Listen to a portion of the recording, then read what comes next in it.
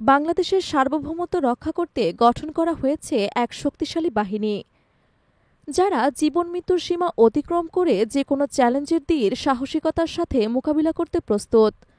তারা যে কোনো পরিস্থিতিতে নিজেদের সবকিছু ত্যাগ করতে অঙ্গীকারবদ্ধ। এমন এক বাহিনী যারা দেশের সার্বভৌমত্ব রক্ষা করতে নিজেদের জীবন উৎসর্গ করতে একটুও দ্বিধাবোধ করবে না। তাহলে তারা কারা এবং তাদেরকে কিভাবে বিশেষ প্রশিক্ষণ দেয়া হয় যা তাদেরকে এত শক্তিশালী করে তোলে? বাংলাদেশের বুকে প্রতিনিয়ত তৈরি হচ্ছে একটি বিশেষ বাহিনী, যারা বিশেষ অপারেশন এবং জরুরি পরিস্থিতিতে দেশের নিরাপত্তা রক্ষা করতে সদা প্রস্তুত। তাদের মধ্যে অন্যতম একটি গৌরবময় বাহিনী হল প্যারা কমান্ডো, যারা জীবনকে বাজি রেখে অত্যন্ত কঠিন সব পরিস্থিতিতে চ্যালেঞ্জ মোকাবিলা করে। এই বাহিনীতে যোগদান করতে পারে শুধুমাত্র কিছু নির্দিষ্ট সৈন্য, যারা কমপক্ষে ৩ থেকে ৪ বছর সময় আর্মিতে পার করেছে। তবে এখানে যোগদান করা শুধু তাদের ইচ্ছার উপর নির্ভরশীল, কারণ একজন প্যারা কমান্ডো হতে হলে এমন কিছু ট্রেনিং পার করতে হয় যা দেখলে শরীরের রক্ত জমে যাবে। এজন্য মাত্র ৩০ থেকে ৩৫% সৈন্যই প্যারা কমান্ডো ব্যাচ অর্জন করতে সক্ষম হয়। তাহলে চলুন জেনে নেওয়া যাক সে সকল ভয়ঙ্কর ট্রেনিং যা তারা প্রতিনিয়ত দেশের জন্য করছে। প্যারা কমান্ডো ট্রেনিংয়ের প্রথম ৯০ দিন প্যারাডুপার ট্রেনিংয়ের মধ্যে দিয়ে যেতে হয়, যেখানে কেবল উপযুক্ত সৈন্যদের থেকে বাছাই করা হয়। প্রথমে ৩০ কেজি ওয়েট নিয়ে ৬০ থেকে ৭০ মাইল দৌড়াতে হয়। এরপর আধুনিক রাইফেলসহ অস্ত্র ব্যবহারের এবং যুদ্ধকৌশল শিখতে হয়, যাতে যে কোনো পরিস্থিতিতে সেনারা সঠিকভাবে যে কোনো অস্ত্র পরিচালনা করতে সক্ষম হয়। এছাড়া শত্রুর মোকাবেলা এবং নিশানা নিয়েও দক্ষতা অর্জন করতে হয়। এসব প্রশিক্ষণের পাশাপাশি তাদের ইমোশনাল ট্রেনিংও দেয়া হয়, যাতে শত্রুর চাপের মধ্যে তারা নিজেদের গোপন তথ্য ফাঁস না করে।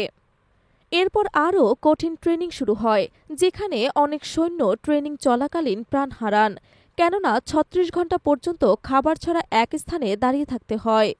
এ সময় যদি কেউ কোনোভাবে বসে যায় বা গোপনে কিছু খেয়ে ফেলে, তবে তাদের ট্রেনিং বাতিল করা হয়।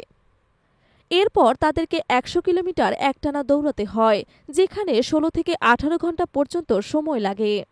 এমন ট্রেনিং দিয়ে তাদের তৈরি করা হয় যাতে তারা যে কোনো পরিস্থিতিতে দীর্ঘ সময় ধরে জেগে থাকতে পারে। এমনকি ১৫ দিন পর্যন্ত জেগে থাকারও ট্রেনিং দেওয়া হয়। এরপর আরও চরম কঠিন ট্রেনিং আসে, যেখানে তাদেরকে পানিতে ডুবিয়ে রাখা হয়।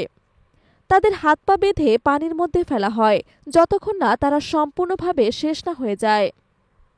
এছাড়াও পাহাড়ি অঞ্চলের দুর্গম পথ পার হওয়ার জন্য নানা ধরনের ট্রেনিং দেয়া হয়ে থাকে, যেখানে ম্যাপ ট্র্যাকিং সহ সব ধরনের দক্ষতা শেখানো হয়।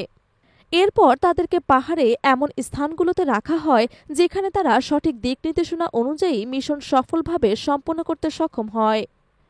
আর শেষ দিকে তাদেরকে বিমান থেকে প্যারাশুট দিয়ে ঝাঁপ দিতে হয়, যাতে তারা সঠিকভাবে শত্রুর এলাকা থেকে নির্দিষ্ট স্থানটিতে পৌঁছাতে পারে।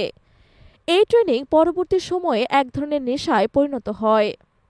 এমন কঠিন চ্যালেঞ্জ মোকাবিলা করে প্রতিটি কমান্ডো এক একজন লৌহমানব হয়ে ওঠে এবং তারা একাই বড় ইউনিটের কাজ করতে সক্ষম। তারা দেশের সার্বভৌমত্ব রক্ষা করতে প্রতিজ্ঞাবদ্ধ থাকে এবং তাদের প্রত্যেকটি মিশনে মৃত্যুকে সঙ্গী করে নামতে হয়। আর এই কারণেই তারা বিজয়ের পতাকা ছিনিয়ে নিয়ে আসে, কারণ যে জাতি মৃত্যুকে আলিঙ্গন করতে শিখেছে সে জাতিকে কেউ পরাস্ত করতে পারে না।